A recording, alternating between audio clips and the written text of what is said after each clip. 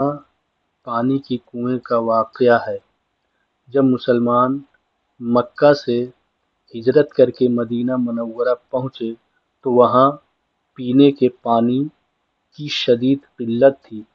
پورے مدینہ میں صرف ایک کنواں تھا جس کا پانی میٹھا اور لذیذ تھا، جسے بئر روما کہا جاتا تھا۔ اس کنواں کا مالک ایک یہودی تھا جو مسلمانوں کو مفت پانی نہیں لینے دیتا تھا بلکہ مہنگے داموں میں پانی فروخت کرتا تھا۔ غریب مسلمان پانی خریدنے کی ہمت نہیں رکھتے تھے اور سخت پریشان تھے۔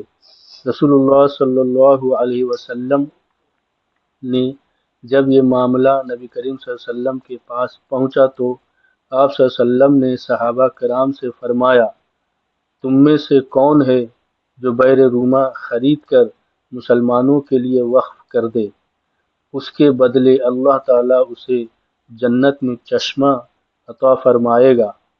حضرت عثمان غنی رضی اللہ عنہ نے جیسے ہی یہ سنا فوراً یہودی کے پاس پہنچے اور کنواں خریدنے کی پیشکش کی۔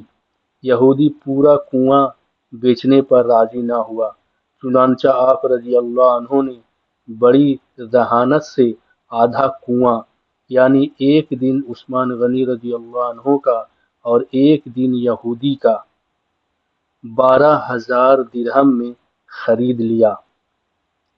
جس دن باری حضرت عثمان رضی اللہ عنہ کی ہوتی، آپ اعلان فرما دیتے کہ تمام مسلمان 2 دن کا پانی مفت میں بھر لیں۔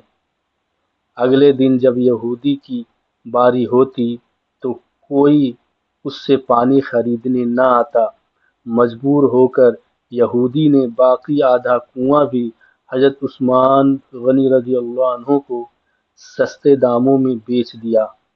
آپ رضی اللہ عنہ نے وہ پورا کنواں اللہ کی راہ میں وقف کر دیا، جو آج بھی 1400 سال گزرنے کے باوجود مدینہ منورہ میں صدقہ جاریہ کے طور پر موجود ہے۔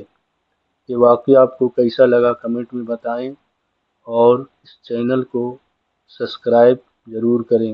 اللہ حافظ۔